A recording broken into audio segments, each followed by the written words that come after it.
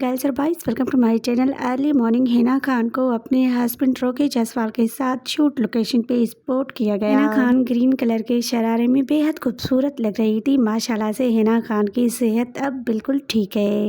हिना खान की शादी को 1 महीने से ज़्यादा हो गया है। हिना खान अपनी शादीशुदा ज़िंदगी में बहुत खुश है अपने ससुराल में। जी हाँ मेरे प्यारे देखने वालों, आज की वीडियो यहाँ कंप्लीट करते हैं। वीडियो पसंद आए तो चैनल को सब्सक्राइब कीजिएगा, वीडियो को लाइक शेयर।